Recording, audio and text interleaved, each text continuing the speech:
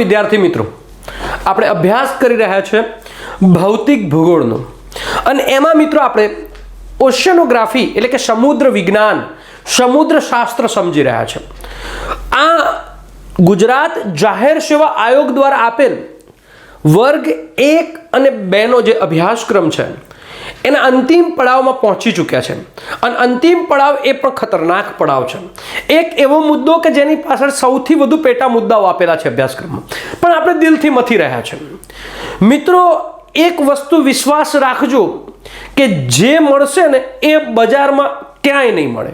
આ છેલ્લો ડોઝ હશે કે એ વિષયની એ મુદ્દાની વેક્સિન જ હશે, એમ સમજી લેજો।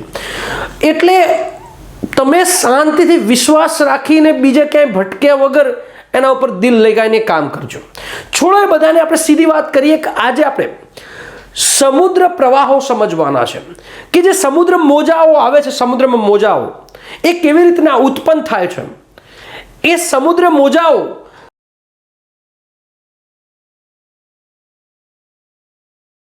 શું ઇફેક્ટ આપી રહ્યા છે આખી યાદ રાખજો। એ જ મુદ્દા હશે ભૂગોળના કે જે ભૂગોળના મુદ્દા માનવ જીવનને જીવવા માટે અસર કરતા હોય, એ મુદ્દા જ તમને ભણાવવામાં આવશે અને સરકાર એ મુદ્દાનો જ અભ્યાસક્રમ મૂકશે, બરાબર ને?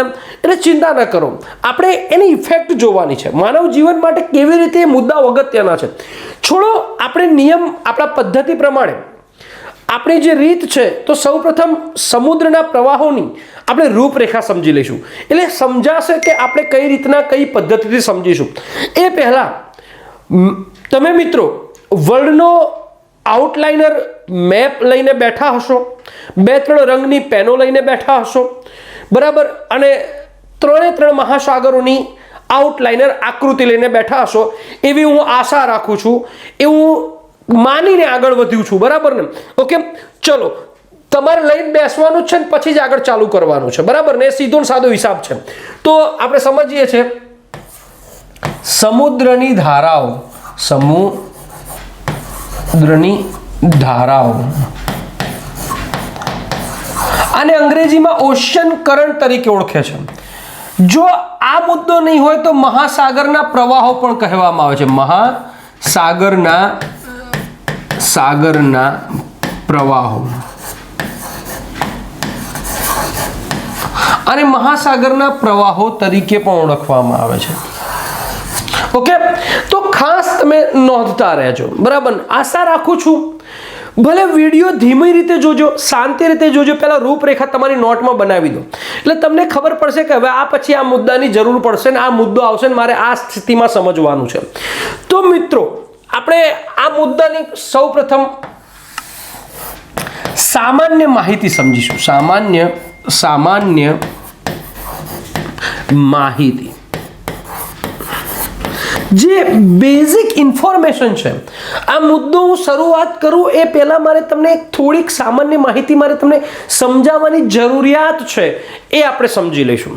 બીજું આ મુદ્દાને સમજાયું જે સમુદ્રમાં ધારાઓ ઉત્પન્ન થાય છે તો એવા કયા પરિબળો છે, એવા કયા પરિબળો જવાબદાર છે કે જે ફેક્ટરના કારણે સમુદ્રમાં મહાસાગરમાં મોજાઓ ઉત્પન્ન થાય છે, ધારાઓ ઉત્પન્ન થાય છે। તો લખીએ મહાસાગરની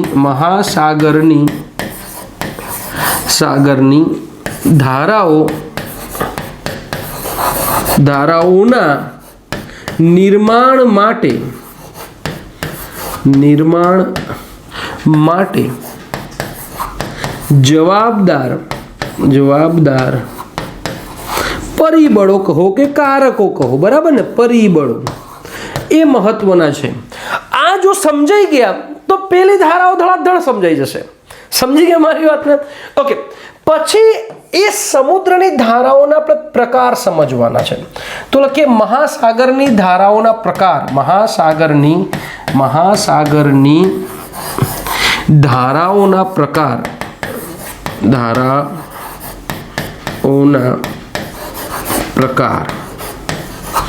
એ કયા કેટલા ટાઈપ્સ ઓફ એ કરંટ હોય છે એ પ્રકાર સમજી લઈશું। પછી મિત્રો આપણે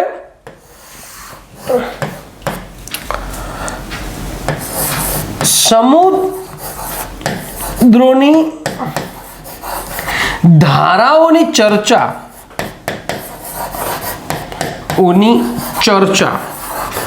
એની આપણે ચર્ચા કરવાની છે.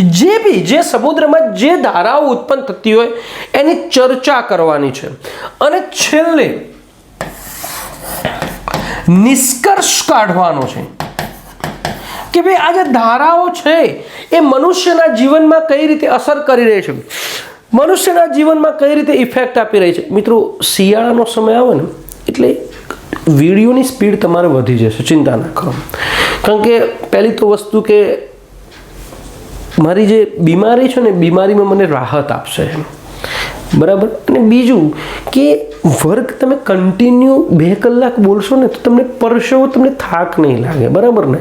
એટલે ચિંતા ના કરો. જો મારી તબિયત બેસ્ટ છે તો હું તમારી પરીક્ષાની તારીખ તમે કદાચ તમારા ભીંતમાં નહીં લખતા હોય પણ હું તમને જે અભ્યાસક્રમનો જે કોર્સ લોન્ચ કરું ને એની સામે હું ટેન્ટેટિવ એન્ડ ડેટ લખી દઉં છું. ભાઈ આ તારીખ પહેલાં મારે વિદ્યાર્થીઓને આ કોર્સ પૂરો કરી આવવાનો છે, તો જ એ કોર્સનો એમને ફાયદો થશે. અને એ ફાયદો થશે તો મને વિશ્વાસ છે કે મારા વિદ્યાર્થીઓ જે જગ્યાએ પરીક્ષા આપવા જશે તો પરીક્ષા આપવા ગયા પહેલાં અને આપીને આવ્યા પછી ત્યારે ચર્ચા કરશે કે સાહેબના કોર્સમાંથી આટલું પૂછાયું, બરાબર ને. ઓકે, ચલો આગળ વધીએ છીએ. હવે આ તો મોટા મેજર મુદ્દાઓ રે. હવે એને પેટા મુદ્દાઓ સમજવાના છે કે એના પેટા મુદ્દાઓ કયા કયા છે. તો મિત્રો આમાં આપણે આપ પણ મારી જોડે લખતા જજો. ધારા કોને કહેવાય? સમુદ્રની ધારા કોને કહેવાય એટલે કે એની વ્યાખ્યા સમજીશું કહેવાય. મિત્રો યાદ રાખજો, આ એવો કોર્સ છે કે જે કોર્સ સાથે હું તમને મટીરિયલ પણ આપું છું, પણ મારા કોર્સ એવા છે કે હું તમને પીપીટી નથી આપતો, હું બનાવતો નથી તો ક્યાંથી આપું. અહીં છે મિત્રો પીપીટી, અહીં છે. આ પીપીટી જ બને છે. પહેલાં ટક કરીને લાવો છો, હું લખીને સમજાવતા અને મિત્રો એવા મુદ્દા આવશે 2-3 જેવા મુદ્દા કે જે મારે પીપીટી મને નથી ફાવતું સમજાવતા, તો એ પણ મારે અભ્યાસક્રમ પૂરો કરવા માટે તમને પીપીટી આપીશ ને મુદ્દો વાંચી જઈશ, મને ફાવતું નહીં. તો રિયલમાં મિત્રો મને ટક કરીને બોલવાનું મને વાંચવાનું નથી ફાવતું. એમાં હું મહારત હાંસલ નહીં કરી અને બજારના ફેકલ્ટી એમાં મહારત હાંસલ કરી નાખી છે, બરાબર. ઓકે, છોડો. અને બીજું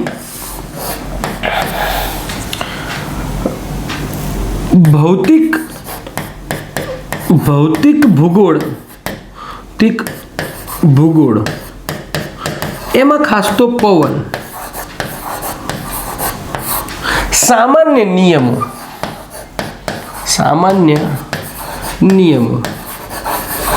બરાબર. એ મારે પવનોને તમને સામાન્ય નિયમો સમજાવી દેવા પડશે. આ મુદ્દો સ્ટાર્ટ થાય પહેલાં કેમ કે મોજાઓ ઉત્પન્ન કરવા માટે પવન એ મેજર પરિબળ છે. તાવતે વાવાઝોડું આવ્યું તો તરત જ સરકારે એક સિગ્નલ કરી દીધું અને માછીમારોને કહી દીધું ભાઈ તમે દરિયો ખેડવા ન જતા, માછીમારી કરવા ન જતા. કેમ? જો પવન સ્પીડથી ફૂંકાય છે, પવન જથ્થામાં ફૂંકાઈ રહ્યો છે તો એ મોજાઓ ઉત્પન્ન કરશે અને ઊંચા મોજાઓ લાવશે, બરાબર ને. તો પવન મેજર પરિબળ છે. એટલે એના થોડાક મારે તમને સામાન્ય જે તમને ખબર પડી જશે, ચિંતા ના કરો. એવી કોઈ મહાન આકૃતિઓ નહીં કે તમને નહીં સમજાય. અને મિત્રો ના સમજાય તો મારો કોર્સ ખરીદવાનો, બીજાને કહી દેવાનો યાર મૂક યાર, નહીં મજા આવે, બરાબર ને. પણ સમજાય તો તમારી ફરજ છે પેલા કે બજારમાં જવા દેવાનો. ઓકે, ચલો. હવે જે આ પરિબળ છે, આ પરિબળોમાં 4 પરિબળો મુખ્ય ઘટક રૂપે કામ કરે છે. કયા? તો એક પૃથ્વીનું પરિભ્રમણ.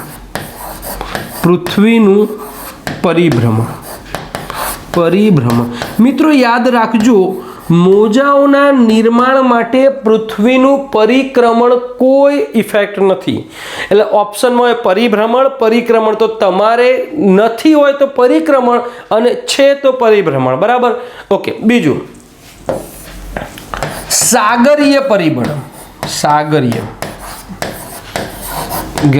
પરિબળો કેવા?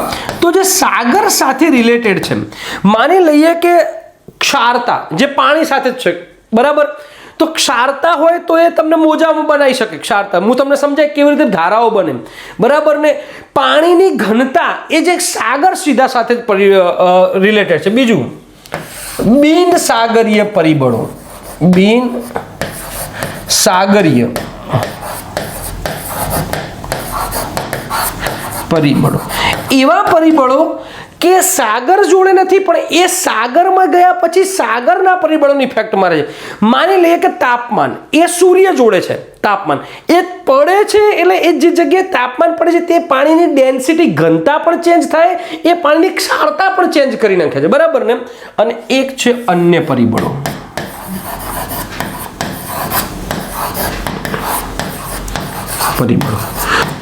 પરંતુ મિત્રો આ 4 પરિબળોને સમજવા માટે બહુ ખીચડી થઈ જાય છે. એટલે મેં આ ચારેયમાંથી જે બહુ મેજર પરિબળો છે એ પરિબળો વારંવાર પરીક્ષામાં પૂછાયા છે. નીચેનામાંથી કયું કારક જવાબદાર છે, નીચેનામાંથી કયું કારક જવાબદાર નથી, આવું પૂછાયેલું છે.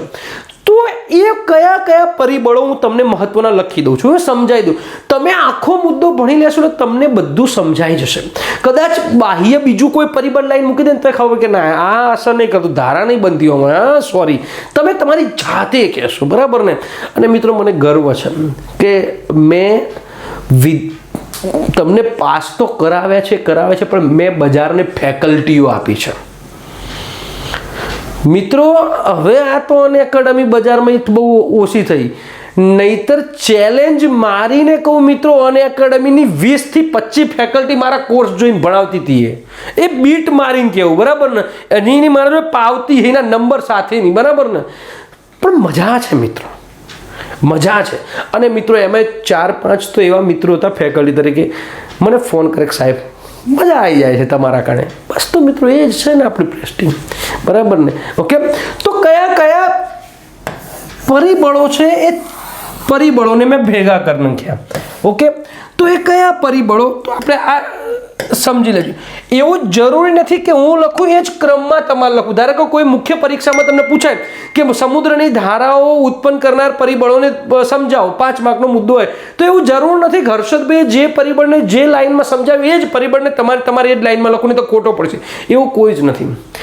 કોઈ કારક ઊંચું નીચું આઘો પાછો થઈ જાય એ તમને એટલું ધ્યાન રાખવાનું, જે મેં સમજાવે છે મોસ્ટલી આવી જવા જોઈએ.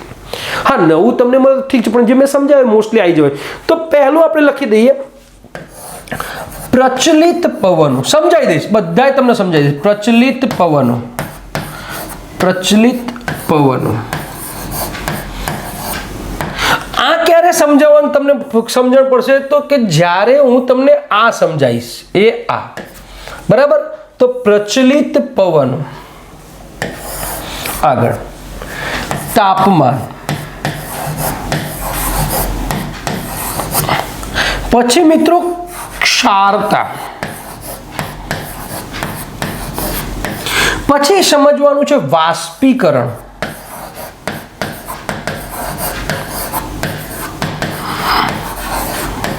પછી પૃથ્વીનું પરિભ્રમણ, પૃથ્વીનું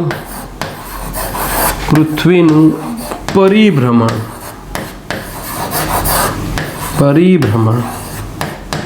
પછી કિનારાની સ્થિતિ,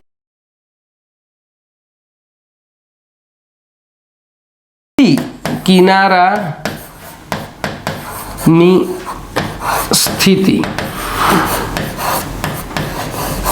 સમજો મિત્રો, બહુ ઈઝી છે, બહુ અઘરું નથી. પછી ઋતુમાં પરિવર્તન,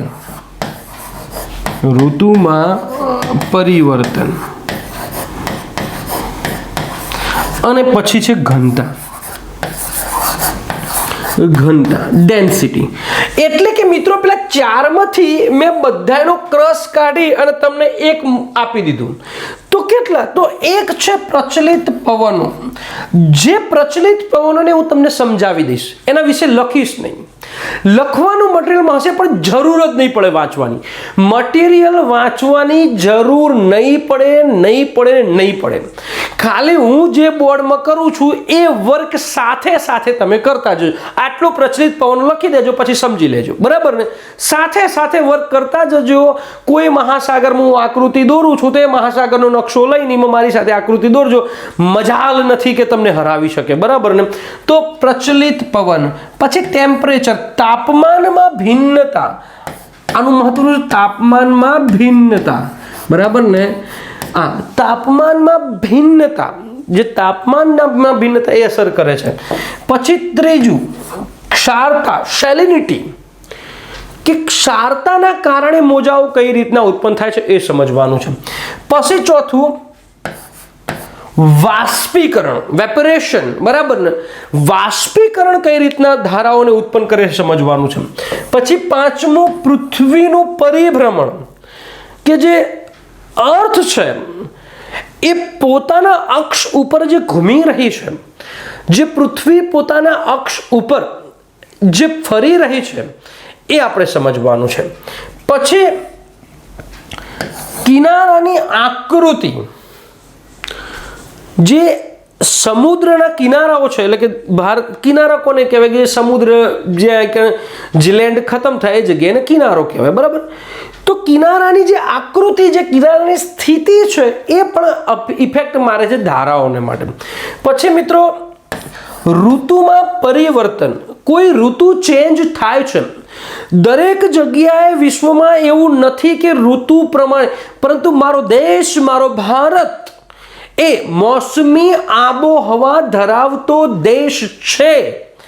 હવે સીધું ઇફેક્ટ મારશે કે કઈ દેશ, તો ભારત દેશ કયા સમુદ્ર કિનારે છે, તો હિન્દમાં, ઇન્ડિયન ઓશિયનમાં જો ઋતુ ચેન્જ થઈ રહી છે તો ધારાઓની પરિસ્થિતિ ચેન્જ થઈ રહી છે એ ઇન્ડિયન ઓશિયનમાં ખબર પડશે તમને, બરાબર ને.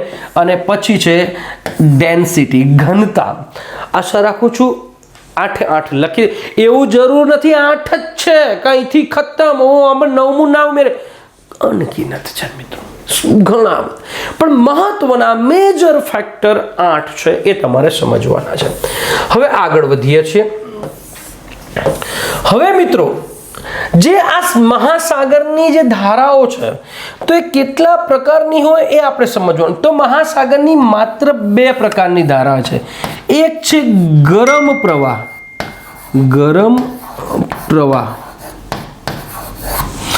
અને એક છે ઠંડો પ્રવાહ.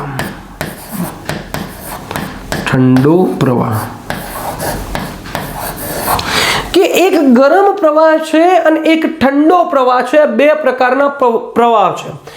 હવે સમુદ્રની ધારાઓની ચર્ચા. તો મિત્રો આ મહત્વનો પરિબળ છે વર્ગ 3 માટે અને જીપીએસસી માટે. કેમ?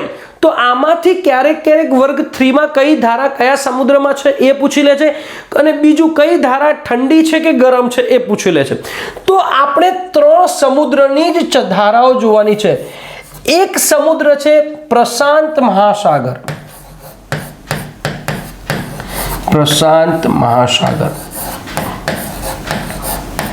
હર્ષદભાઈએ પ્રશાંત મહાસાગર પહેલો લખ્યો, એટલે મુખ્ય પરીક્ષામાં કદાચ પૂછાય તો પ્રશાંત મહાસાગર એ પહેલો જ લખવો એવો કોઈ નિયમ નહીં. તમે ઇન્ડિયન ઓશિયન પણ પહેલો લખી શકો, બરાબર ને. પછી મિત્રો એટલાન્ટિક મહાસાગર,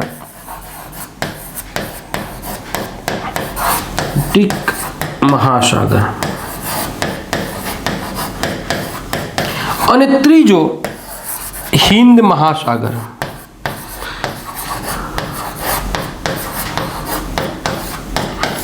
આ 3 મહાસાગરોમાં જે ધારાઓનું નિર્માણ થાય છે એ ધારાઓ આપણે સમજવાની છે. હવે નિષ્કર્ષમાં એક મુદ્દો એટલાન્ટિક મહાસાગરનો લેવાનો છે, અને એ મુદ્દો છે સાર્ગેસો સાગર.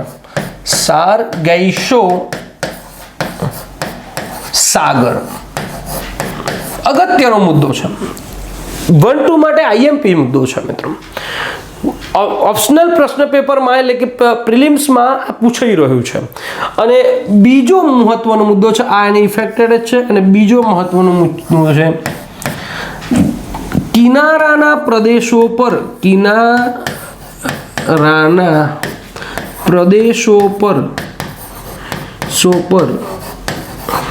ધારાઓનો પ્રભાવ. શું પ્રભાવ છે કિનારાના પ્રદેશો પર?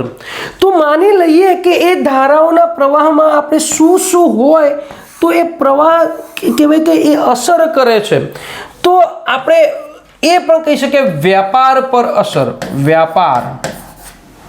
વ્યાપાર પર અસર. મત્સ્ય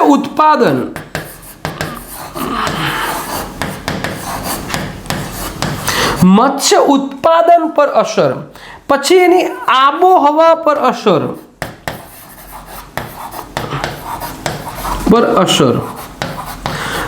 કેટલા પ્રકારની મનુષ્યના જીવનમાં એ કામ આવે છે.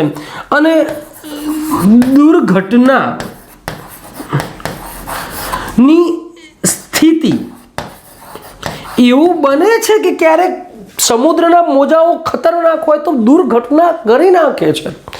એ બને છે. એટલે આ બધું આપણે સમજીશું. ટૂંકમાં આપણા રેફરન્સ રેન્જમાં આટલું છે. આજનો જે મુદ્દો છે એ આપણા રેફરન્સ રેન્જનો આ વિષય છે. પહેલા આપણે સીધું જ સમુદ્રની ધારાઓ કોને કહેવાય એ સમજી લઈશું. પછી પવનોમાં થોડુંક મારે તમને વિન્ડ પ્રેશર બેલ્ટ સમજાવવાના છે. મિત્રો, જેને પણ અભ્યાસક્રમ બનાવ્યો છે કે જેને પણ અભ્યાસક્રમ મૂક્યો છે એ બુદ્ધિશાળી છે. એને પવનો નથી મૂક્યા પણ એવો એક પણ મુદ્દો નથી કે જ્યાં પવન ન સમજાવવા પડે. એને અક્ષાંશ રેખાંશ નથી બોલ્યો પણ જો તમને ભૌતિક ભૂગોળમાં અક્ષાંશ રેખાંશ ન આવડે તો તમને કંઈ ન આવડે. એ મહાસાગરોનો પ્રવાહ ત્યારે જ તમે સમજી શકશો કે જ્યારે વિન્ડ પ્રેશર બેલ્ટ પવનોના પટ્ટાઓને તમારે સમજવા પડશે.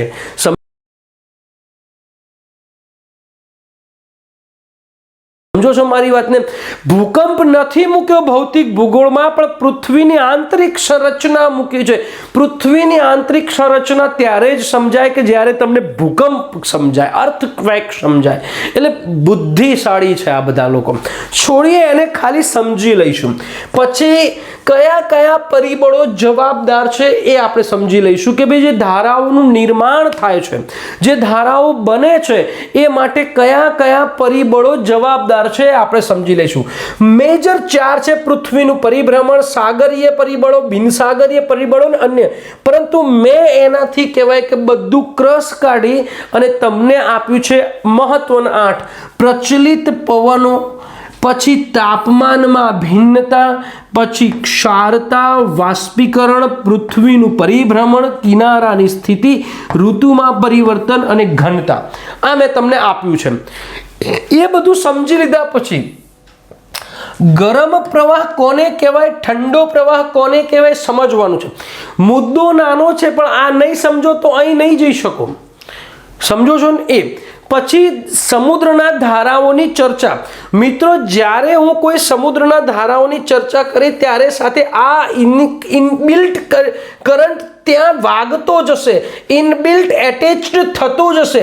તમને એટલાન્ટિક સાગર ભણાવીને ડાયરેક્ટ હું સાર્ગેસો સાગર સમજાવી દઈશ એટલે તમે કહો સાહેબ નિષ્કર્ષ તો ના આવ્યો. અરે ભાઈ, તારો નિષ્કર્ષ નહીં મળતો, હર્ષદભાઈનો નિષ્કર્ષ તો ક્યારનો આવ્યો છે. આ ઇનબિલ્ટ નિષ્કર્ષ છે. આખું નિષ્કર્ષ ઇનબિલ્ટ છે મિત્રો, બરાબર ને? અહીંયા હું સમજાવીશ એ 60 દઈને પેલી બાજુ તમને પોઈન્ટ આપતો જઈશ. જો ભાઈ આવી ઇફેક્ટ છે મનુષ્યના જીવનમાં, આ ઇફેક્ટ છે વ્યાપારમાં, આ ઇફેક્ટ છે આબોહવામાં, આ ઇફેક્ટ છે મત્સ્ય ઉત્પાદનમાં, હું તમને સમજાવતો જ જઈશ. મગજમાં બેસી ગયું તો ચિંતા ના કરો, હમ ખેલ લેંગે. ઓકે, તો કયા મહાસાગરો લેવાના છે? તો પેસિફિક ઓશન એટલે કે પ્રશાંત મહાસાગર, એટલાન્ટિક ઓશન, બરાબર ને, એને અંધ મહાસાગર તરીકે પણ ઓળખવામાં આવે છે. કયો મહાસાગર? અંધ મહાસાગર તરીકે. અને ઇન્ડિયન ઓશન, હિન્દ મહાસાગર ને આપણે ધારાઓ સમજવાનું છે. એટલાન્ટિક ઓશનમાં નિષ્કર્ષમાં આપણે સર્ગેશો, મેં કેમ લખી દીધું છે કારણ કે હું ભૂલી ના જાઉં, સાર્ગેશો સાગર સમજવાનું છે. અને આ નિષ્કર્ષ હું નથી જ ભૂલવાનું. તમે ઈચ્છો તો પણ હર્ષદભાઈ નથી ભૂલવાના. તો મિત્રો આપણે હવે 1 by 1 સમજતા જઈએ. ઓકે, બહુ અઘરું નથી મિત્રો. દુનિયા ગમે તે કે હર્ષદભાઈનો કોર્સ જો ના સમજાય ને તો કશું જ ના સમજાય, પછી તમારે મથવાનું જ ના આવે. ઓકે, તો પહેલા એ સીધું ને સાદું સમજી લઈએ કે કોઈ સમુદ્રની ધારાઓ છે. આ સમુદ્રો છે, આ સમુદ્ર છે, બરાબર. તો એ ધારા કોને કહેવાય? તો એક બીજું નિશ્ચિત દિશા હોય. નિશ્ચિત દિશા સમજો. નિશ્ચિત તાપમાન,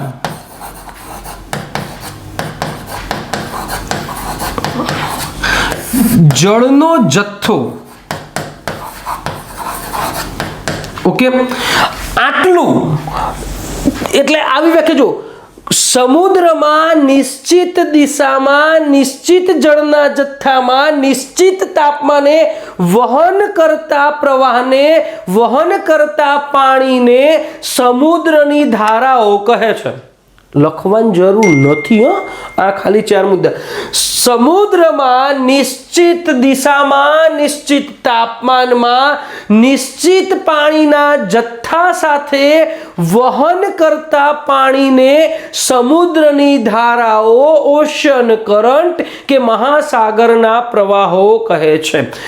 જો આને બીજી રીતે કહેવું હોય તો આને સમુદ્રની નદીઓ કહેવામાં આવે છે. સમુદ્રની નદીઓ, બરાબર ને. એટલે સરકાર પૂછે નીચેનામાંથી સમુદ્રની નદીઓ તરીકે કોણ ઓળખાય છે?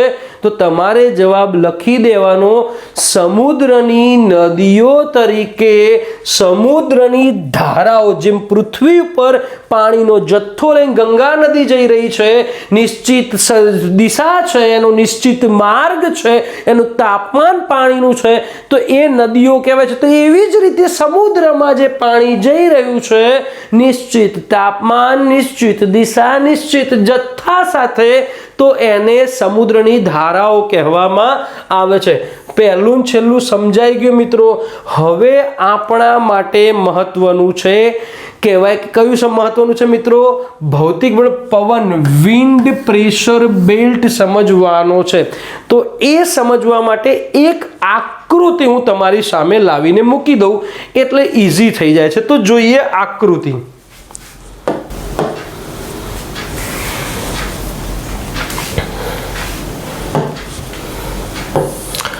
અમુક વખતે મિત્રો સાંકેતિક લેંગ્વેજ ઘણું બધું કરી જાય છે. અમુક વખતે શું છે કે જે સાંકેતિક લેંગ્વેજ છે એ ઘણું બધું કરી જાય છે. હું હર્ષદભાઈ સમજાઈને થાકે ને વિન્ડ પ્રેશર બે તો ના સમજી, પણ હર્ષદભાઈ એક આ આકૃતિ મૂકી દે એટલે તમને સમજાવ. મિત્રો આ કાયમી પવનો છે.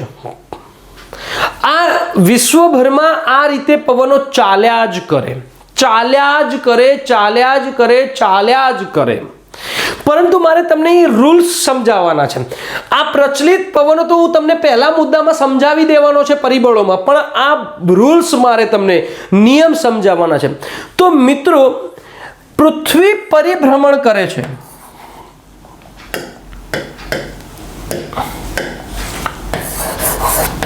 પૃથ્વીના પરિભ્રમણને લીધે એક બળ ઉત્પન્ન થાય છે. એ બળને કોરિયોલિસ બળ કહે છે. આ કોરિયોલિસ નામનો ભૂગોળવેત્તા હતો, એને બળની શોધ કરી એટલે એ બળનું નામ કોરિયોલિસ બળ આપી દીધું. અને એ બળના કારણે પૃથ્વી ઉપર આ રીતે પવનોનું ઉદ્ભવ થાય છે. હવે એ પવનો જે છે થોડાક તમે જો વળેલા પવન છે, સીધા નથી, વળેલા પવન છે, વળાંક લીધેલા પવન. હવે પવન એ વળે છે ત્યારે એક ફેરલ નામનો વિદ્વાન થઈ ગયો. ફેરલ, આ યાદ રાખજો. એ ફેરલ નામના વિદ્વાને આખા આ પવનના બેલ્ટને ખુલાસો કરી દીધો, સમજાવ્યું. તો એને કીધું કે આ જે પવનો છે, જે વિશ્વમાં આ પવનોની પદ્ધતિ છે, એ પવનોની પદ્ધતિમાં આ વિષુવવૃત્તને સમજી લે કે આ જે પવનો છે એ ઉત્તર ગોળાર્ધમાં, બરાબર ને, એ ઉત્તર ગોળાર્ધમાં પોતાની જમણી દિશા તરફ વળી જાય. એટલે આમ પણ તમે જો એ આમ જમણી દિશા, તો આમ વળી ગયા ઉત્તર ગોળાર્ધ, આમ વળી ગયા જમણી બાજુ. તો એને કીધું કે ઉત્તર ગોળાર્ધમાં પવનો પોતાની જમણી દિશામાં વળે છે.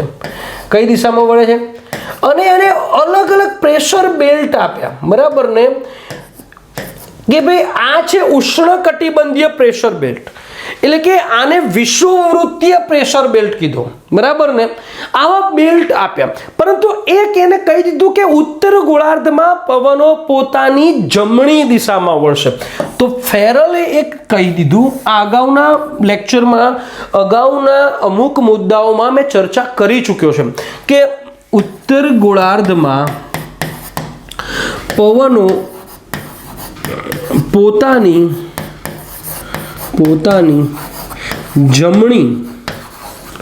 જમણી દિશામાં વળશે. તો સેમ ટુ સેમ દક્ષિણ ગોળાર્ધમાં પવનો પોતાની ડાબી દિશામાં વળશે. તો અહીંયા લખી દઈએ, દક્ષિણ ગોળાર્ધમાં પવનો પોતાની ડાબી દિશામાં વળશે. હવે જુઓ કે અહીંયા મને ઇફેક્ટ ક્યાં લાગી? તો આખો એક આ પવનોનો એક પટ્ટો રચાયો, એક પવનોનો બેલ્ટ રચાયો છે, જે મને ઇફેક્ટેબલ લાગ્યો. તમે જુઓ એ આખો, તો આ જે બેલ્ટ છે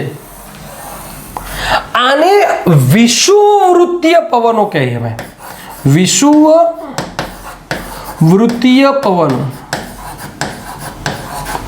આનું બીજું નામ છે સન્માર્ગી પવનો. એનો માર્ગ સેમ જ છે, સન્માર્ગી પવનો. એનું ત્રીજું નામ છે વ્યાપારિક પવનો. કેમ વ્યાપારિક પવનો નામ આપ્યું? તો જૂના સમયમાં જે નૌકા ચાલકો હતા એમને કંઈક તો ખબર હતી, કંઈક તો એ જાણતા હતા, પણ એવું નતા જાણતા કે જમણી બાજુ ડાબી બાજુ, પણ કંઈક એમનામાં મનોવિજ્ઞાન હતું, એનું લોજિક હતું કંઈક કે વિષુવવૃત્ત આપણે પણ નૌકા મૂકી દઈશું અને એની જે પેલી કહેવાય કે સઢ આ બાજુનું મૂકી દઈશું, તો આપણે હલેસા નહીં મારીએ તો આપણે આ બાજુ જઈશું, પૂર્વથી પશ્ચિમ બાજુ જઈશું. કેમ? કારણ કે પવનોની ધારા, કહેવાય કે પવનની ધારા આ બાજુ છે, એટલે આપણે હલેસા મારો. કોઈ એવો નાવિક નહીં પાક્યો હોય કે વિષુવવૃત્ત પર પશ્ચિમથી પૂર્વમાં આવતા હોય, આપણા મગજ એવું ના થાય, હા, અવળું નહીં કરે. તો આને વિષુવવૃત્તીય પવનો કહે. પછી આ જે સમશીતોષ્ણ કટિબંધ છે, તો એ સમશીતોષ્ણ કટિબંધમાં તમે જુઓ એ પશ્ચિમથી પૂર્વમાં જાય છે, બંને બાજુ જુઓ. કારણ કે આ ડાબી બાજુ વળી ગયા, તો આમ ડાબી બાજુ, તો આ જમણી બાજુમાં વળી ગયા. તો એ શું કહેવાય? આને પછુઆ પવનો કહે છે. પછુઆ. આનું પ્યોર નામ છે પશ્ચિમિયા પવનો. પશ્ચિમિયા પવનો. કેમ? તો પશ્ચિમ દિશામાંથી આવે છે એટલે. આ પણ પછુઆ પવનો. પછુઆ પવનો. આને પણ પશ્ચિમિયા પવનો.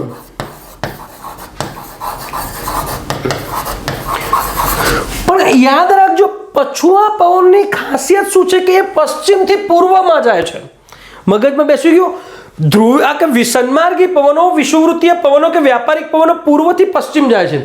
એટલે સીધો જ લોજિક છે કે કોઈ પણ ધારા છે, માની લઈએ કે કોઈ ધારા છે, એ ધારા જો અહીંયા ધારા બનશે તો આ પાણી આમ જ જશે. આમાં વિષુવવૃત્ત ઉપરની ધારા કઈ તો પશ્ચિમ, પૂર્વથી પશ્ચિમમાં જ જશે. પરંતુ જો સમશીતોષ્ણ કટિબંધમાં ધારાઓનું નિર્માણ થશે ને તો અહીંથી ઉપર આમ કે વરીને પછી આ બાજ જશે, મગજમાં બેસી ગયું, આ બાજ જશે, મગજમાં બેસી ગયું. આની ધારાની સ્થિતિ આ બાજ છે અને આની ધારાની સ્થિતિ આ બાજ છે. એટલે કે તમને આ ડિપાર્ટમેન્ટમાં નાવડી લઈ જવી હોય તો કે પશ્ચિમથી પૂર્વમાં લઈ જઈશું, પણ તમારે પૂર્વથી પશ્ચિમ જવું છે તો આ ડિપાર્ટમેન્ટનો ઉપયોગ કરો.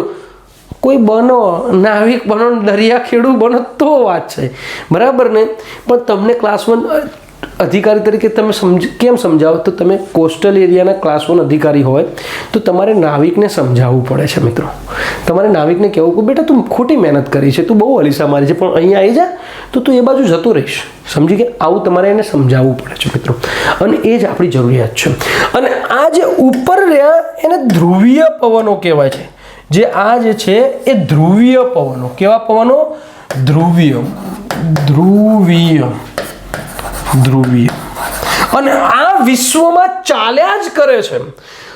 તો સીધો ને સાદો ઉપાય છે, જે મહાસાગરમાં વિષુવવૃત્ત જતું હોય, જે મહાસાગરમાં, તો એ વિષુવવૃત્તે કયા પવનો બનશે? તો પૂર્વથી પશ્ચિમના પવનો બનશે. જે મહાસાગર સમશીતોષ્ણ કટિબંધમાં આવતો હોય તો એ મહાસાગરમાં પશ્ચિમ ટુ પૂર્વના પવનો ઉત્પન્ન થશે. જે આપણે સમજાવી દઉં છું તમને, બરાબર ને. આખું આજે પવનો ખતમ, આજે 2 કલાક થાય, 4 કલાક થાય, 25 કલાક થાય, એનો કોઈ વિષય નથી. ઓકે, તો આ તમને બેઝિક સમજાવી દીધું. હવે આપણે સીધા જ જતા રહીએ છીએ આ મુદ્દાને થોડોક અહીંયા હું થોડોક સ્ટોપ કરું છું અને આ મુદ્દો પહેલા સમજાવી દઉં છું. હવે તમને એમ થાય કે કેમ સાહેબ? તો બસ મારો વિષય છે. હવે જુઓ, હવે સીધો ને સાદો કે આ એક પાણી જઈ રહ્યું છે, સમજો, અને અહીંયા એક દરિયો છે. સીધું સમજો, જો આ પાણી ગરમ આના કરતા હોય ને આ પાણી ઠંડુ હોય, સમજો, તો આ પવનોને ગરમ પવનો કહે. સમજ, આને આખી તોડી નાખું છું. પરંતુ કોઈ જો પાણી છે, આ પાણી ઠંડુ હોય અને આગળ જતા દરિયાનું પાણી કે ગરમ હોય, તો આ પ્રવાહને કયો કહેવાય? ટૂંકમાં જે પ્રવાહ જોડે જે પાણી છે એ પ્રમાણેના પ્રવાહનું નામ. ઓકે, હવે આ પ્રવાહને સીધો સોલ્વ આઉટ કરીએ. કેવી રીતના સોલ્વ આઉટ કરીએ? તો આ રીતના કે સીધી રીતે સમજી લઈએ કે એક વિષુવવૃત્ત છે. હવે જો અહીંયા સૌથી વધુ ગરમી થશે, પછી ધીમે ધીમે ગરમી ઓછી થઈ જશે. તો પાણીમાં પણ એવું છે કે સૌથી વધુ ગરમ પાણી અહીં હશે, પછી ધીરે ધીરે ઠંડુ ને પછી બરફ જામી જશે. એ તમે જ અનુભવો છો કે ધ્રુવો પર બરફ હોય છે, પછી યુરોપ મસ્ત હોય છે, ઠંડુ હોય છે, પણ આફ્રિકામાં જાઓ તો કાળિયા હોય છે. તમને મેં સમજાવી દીધું છે ને, અક્ષાંશ રેખાંશમાં સમજવાનું. હવે જો કોઈ સમુદ્રની ધારા વિષુવવૃત્તથી ધ્રુવ તરફ જાય છે, સીધો ને સાદો નિયમ આપી દઉં છું, આ સમજવાનું. તો એ ધારાનું પાણી ગરમ હશે. કયું હશે? જ્યાં જાય છે ત્યાં, કારણ કે ઠંડા પ્રદેશમાં જાય છે, પણ પાણી, તો આને કહેવાય ગરમ પ્રવાહ કહે છે, ગરમ પ્રવાહ. એવી જ રીતે દક્ષિણ ગોળાર્ધમાં પણ સેમ તમારે યાદ રાખવાનું છે, કોઈ ધારા વિષુવવૃત્તથી ધ્રુવો તરફ જઈ રહી છે, બરાબર ને, તો એ ધારાને ગરમ ધારા તરીકે ઓળખવામાં આવે છે, વોર્મ કરંટ. આવડી ગયું હશે. પરંતુ એના ઓપોઝિટમાં લઈએ કે કોઈ ધારા ધ્રુવો તરફથી વિષુવવૃત્ત તરફ આવી રહી છે, તો આ ધારાનું પાણી ઠંડુ હશે, બરફના ત્યાંથી આવી રહી છે ધારા, પણ આગળ જતા એને ગરમ પાણીમાં, પણ ધારા કેવી છે? તો એને ઠંડી ધારા કહેવામાં આવે. અહીંયા પણ ધ્રુવો તરફથી વિષુવવૃત્ત તરફ જવાવાળી ધારાને કેવી ધારા કહેવાય? ઠંડી ધારા. આશા રાખું છું કે તમે સમજી જ ચૂક્યા હશો. બીજું, ઓલરેડી અહીંયા એક પવન આવવાના છે, વિષુવવૃત્તીય પવન, કારણ કે મેં તમને કહી દીધું કે ઉત્પન્ન થાય જ છે આખા વિશ્વમાં. આ પ્રમાણે પવનો ચાલ્યા જ કરે છે. એમાં હર્ષદભાઈ કેન પવનો આવે એવું નહીં. આ આખું તમે ગૂગલમાં જઈને વિન્ડ પ્રેશર બેલ્ટ કરશો ને આખું બધું આવી જશે. કોઈ તમારે દોરવાની, હર્ષદભાઈ નહીં દોરે, આ સીધી કોપી પેસ્ટ કરેલી છે. ઓકે, તો જે પણ દરિયામાં વિષુવવૃત્ત આવે ને એટલે એક પવન લખી દેવાનો, વિષુવવૃત્તીય પવનો, આટલું લખી દેવાનું. દેવાનું, બરાબર ને? વિષુવવૃત્તની ઉપર ને વિષુવવૃત્તની નીચે બે જગ્યા આવશે, બરાબર ને? બે વચ્ચેની જગ્યામાં મિત્રો એ ITC-Z કહેવાય. મેં આબોહવામાં મુદ્દામાં એને સમજાવી દીધું છે, એ તમને અત્યારે હાલ સમજાવતો નથી, લાંબી પ્રક્રિયા છે. પણ આ એક ધારા, બે ધારા નીકળી જ જાય છે, તમારે કરી જ દેવાની. હવે આપણે સીધા અહીંયા પડીએ છીએ પ્રચલિત પવનો. એ અહીંયા તમે સમજી ચૂક્યા મિત્રો. સરકાર ધારાઓનું કામ શું છે? જો ધારાઓ ઉત્પન્ન ન થતી હોય તો શું થાત? તો મિત્રો પૃથ્વી પર તાપમાનનું સંતુલન ન જળવાય. કોઈ પૂછે પરીક્ષામાં કે ધારાઓ પૃથ્વી પર તાપમાનના સંતુલન જાળવવા માટે જવાબદાર છે? હા. ગરમ પ્રવાહ ત્યાં ધ્રુવો તરફ જાય છે તો ત્યાં થોડું તાપમાન લઈ જાય છે, સંતુલન કરે છે, બેલેન્સ્ડ કરે છે, બરાબર ને? એટલે યાદ રાખજો કે ધારાઓ એ પૃથ્વી પર તાપમાનને સંતુલિત કરવા માટેનું જવાબદાર પરિબળ છે મિત્રો. જવાબદાર છે, કે સંતુલન કરે છે મિત્રો, અને કરે છે તો કરે છે એમાં. તો પ્રચલિત પવનો એ ધારાના નિર્માણ માટેનું એક જવાબદાર પરિબળ છે. તો પ્રચલિત પવનોથી જ ધારાનું એક નિર્માણ થાય છે. તો હવે સીધું હું એક આકૃતિ લઈ લઉં છું અને એ આકૃતિ લઉં છું આઉટલાઇનર વર્લ્ડની. આશા રાખું છું કે આ પણ લઈ લો, બરાબર ને? આ પણ લઈ લો. અને ના લીધી હોય તો તમે મિત્રો અહીંયા તમારો વિડીયો અટકાવી દો અને એક આઉટલાઇનર ડાઉનલોડ કરી લો. ડાઉનલોડ કરી અને સીધું એની પ્રિન્ટ 5-6 કઢાવી લો. કોઈ રંગીન, મેં રંગીન પ્રિન્ટ કીધી જ નથી. મેં રંગીન પેનો લઈને બેસવાનું કીધું. 2 રૂપિયાવાળી એક રંગીન પેન લેજો, કાળી લેજો, ધોળી લેજો, જે લેવી એ લેજો, બરાબર? મારે ખોટા ખર્ચા કરાવવાનો કોઈ આશય નથી, બરાબર ને? તો હવે આપણે આગળ વધી રહ્યા છીએ મિત્રો. ક્યાં આગળ વધી રહ્યા છે? તો સીધો ને સાદો વિષય છે કે આ તમારી જોડે એક વિશ્વનો નકશો મેં ઊભો કર્યો. વિશ્વના નકશામાં હું તમને વિષુવવૃત્ત લઈ જાઉં, બરાબર? વિષુવવૃત્ત દોરાઈ જાય એટલે તમને કોઈ પ્રશ્ન નથી રહેતો, બરાબર ને? તો મને ખબર છે કે મારું વિષુવવૃત્ત હિન્દમાં કહેવાય કે ભારતની નીચે છે. મને બીજી ખબર નથી, એટલું તો મને ખબર છે કે ભારતની નીચેથી વિષુવવૃત્ત જાય છે. તો હું એક્ઝેક્ટ અહીંયા વિષુવવૃત્ત દોરું છું.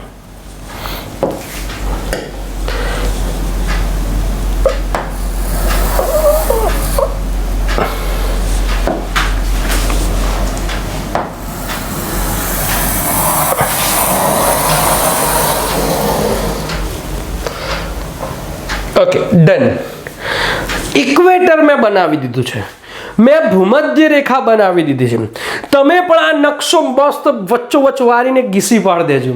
અને જો 0 અક્ષાંશ લખેલું હોય ને અક્ષાંશ, તો વેલ એન્ડ ગુડ, ત્યાં લીટી દોરી દેજો, બરાબર ને? વિષુવવૃત્ત દોરવું પડશે. તો મને એ સાબિત તો થઈ ચૂક્યું કે પેસિફિક ઓશન, આ પેસિફિક મહાસાગરનો પશ્ચિમ ભાગ કહેવાય અને આ પેસિફિક મહાસાગરનો પૂર્વ ભાગ કહેવાય. પૃથ્વી ગોળ છે, તમને ખબર જ છે ને? મેં કીધું એટલે ખબર પડી ને? હા, બરાબર ને? પરંતુ જો તમારે પેસિફિક મહાસાગર જોવો હોય તો પેસિફિક ઓશન જરા આવો છે, બરાબર ને? આ ગોળ પૃથ્વીની પાછળથી કાપીને લેતો આવ્યો. કે મારા છોકરાઓને પાસે સમજ નહીં પડે. મારા છોકરાઓ તો અમુક એવા અદ્ભુત છે ને કે હર્ષદભાઈ હેરાન થાય. ઓકે, તો આ પશ્ચિમ પેસિફિક ઓશન તરીકે ઓળખાય છે અને આ પૂર્વ પેસિફિક ઓશન તરીકે ઓળખાય છે. સમજી લીધું? એટલે કે મારા પેસિફિક ઓશનમાંથી પણ વિષુવવૃત્ત પસાર થઈ રહ્યું છે, મારા એટલાન્ટિક ઓશનમાંથી પણ વિષુવવૃત્ત પસાર થઈ રહ્યું છે અને મારા ઇન્ડિયન ઓશનમાંથી પણ વિષુવવૃત્ત પસાર થઈ રહ્યું છે. એટલે સીધો ને સાદો, જો અહીંયા ધારાઓ તમે વિષુવવૃત્ત જોડે દોરો છો, વિષુવવૃત્તથી ધારાઓને ઉત્પન્ન કરો છો, એ ધારા ગરમ હશે. જો કોઈ ઉપરથી નીચે એટલે કે વિષુવવૃત્ત તરફ આવતી હશે ધારા, તો એ ઠંડી હશે. ધ્રુવો તરફથી વિષુવવૃત્ત તરફ આવતી, એ મેં તમને સમજાવ્યું. તો અહીંયા પેલી આપણે નિયમ પ્રમાણે મેં તમને કીધું કે જો વિષુવવૃત્તમાં આ પ્રમાણે ધારાઓ વહે જ છે, બરાબર ને? વિષુવવૃત્તીય પ્રદેશમાં ધારાઓ વહેવાની જ છે. તો સમજી લઈએ. હવે આપણે એક ઇન્ડિકેટર કરી દઈશું કે ઓકે, ગરમ પ્રવાહ હું દોરું ત્યારે એને લાલ રંગથી દર્શાવી. તમારે જે કલરની પેન હોય પણ એક ઇન્ડિકેટર કરવો પડશે, બરાબર ને? તો લખી દઈએ ગરમ લાલ રંગ. મુખ્ય પરીક્ષામાં આવું ના લખતા, હા. આ આપણે સમજવા માટે સમજી રહ્યા છે. બીજું, ઠંડો વાદળી રંગ. લગભગ તો નહીં ભૂલી જાઓ, પણ ઠંડી ધારા એ હું વાદળી રંગથી કરીશ અને જે ગરમ ધારા હશે હું લાલ રંગથી કરીશ. તો મને એક નિયમ પ્રચલિત પવનમાંથી મળ્યો છે કે વિષુવવૃત્ત ઉપર બે ધારાઓનું નિર્માણ થાય છે, બરાબર ને? તો એક અહીંયા ધારા અહીંયા જશે, આમ કહીને આમ જશે, પેલી બાજુ આવશે, બરાબર? કેમ મેં આ બાજુથી જ આ બાજુ લખી? કારણ કે વિષુવવૃત્તીય પ્રદેશમાં પૂર્વથી પશ્ચિમ જ ધારા ઉત્પન્ન થશે. એક આ સેમ ટુ સેમ મિત્રો, ક્યાંય તકલીફ નહીં, અહીંયા આપણે કરી દઈએ. ઓકે, ઇન્ડિયન ઓશનને શું કરવા છોડવું? કોઈ છોડવા નહીં, ઉપર નીચે થવાની જ છે મિત્રો. ઓકે, આ બધી ધારાઓ ગરમ ધારાઓ હશે. હવે કોઈ પણ હર્ષદભાઈ સમજાવે કે ન સમજાવે, તમારે શું લખી દેવાનું છે કે આ જે ઉત્તર તરફની છે એની આગળ ઉ લખી દેવાનું છે.